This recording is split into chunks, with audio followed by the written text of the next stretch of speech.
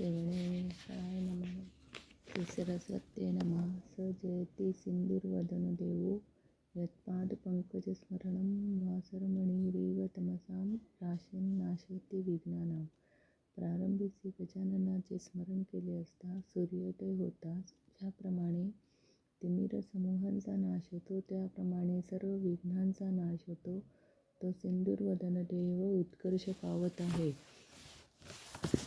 दिनांक 3 नोव्हेंबर 2025 वार सोमवार. शालिवान श्री शके 1947 संवत 2081 संवत्सर विश्वावसु संवत्सर अयन दक्षिणायन. सौर ऋतू शरद ऋतू हेमंत ऋतू. चांद्र ऋतू शरद ऋतू. मास कार्तिक.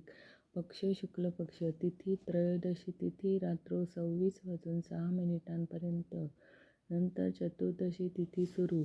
नक्षत्र उत्तरा भाद्रपदा नक्षत्र दुपारी 15:06 नंतर रेवती नक्षत्र सुरू. योग हर्षण योग संध्याकाळी 19:39 नंतर वज्रयोग सुरू. करण दिवाकरण कौलव दुपारी 15:41 नंतर रात्रोकरण तैतील सुरू. सूर्योदय सकाळी 6:41 सूर्योदय सकाळी 6:41 होईल.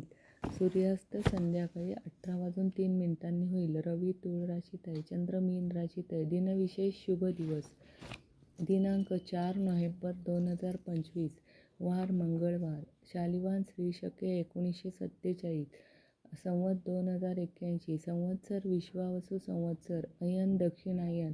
सौर ऋतू शरद ऋतू हेमंत ऋतू. चांद्र ऋतू शरद ऋतू. मास कार्तिक. पक्ष शुक्ल पक्ष. तिथी चतुर्दशी तिथी रात्र 22:37 नंतर पौर्णिमा तिथी सुरू. नक्षत्र रेवती नक्षत्र दुपारी 12:35 नंतर अश्विनी नक्षत्र सुरू. योग वज्रयोग दुपारी 15:43 नंतर सिद्धी योग सुरू. करण गरजकरण दुपारी 12:24 नंतर वणीज करण रात्र 22:37 नंतर विष्टी अशुभ करण सुरू. सूर्योदय सकाळी 6:41 होईल. सूर्यास्त संध्याकाळी 18:03 होईल. रवी तुळ राशीत आहे. चंद्र मीन राशीत व दुपारी 12:35 चंद्रमेष राशीत प्रवेश करेल. दिनविशेष चांगला दिवस. टीप पितृपक्षातील महालय श्राद्ध 15 नोव्हेंबर 2025 करता येते. तिथीच्या श्रवणाने लक्ष्मी प्राप्त होते. वाराच्या श्रवणाने आयुष्याची वृद्धी होते. नक्षत्राचे श्रवण केले असता आयुष्यातील पातक निघून जाते. योगाचे श्रवण केले असता शरीरातील सर्व रोगांचे निवारण होते. आणि कर्णाच्या श्रवणाने मनातील शुभ चिंतित मनोरथ सिद्ध होतात. आणि या सर्वांचे श्रवण केले असता नित्य गंगा स्नानाचे फल मिळते. शुभम भवन्तु.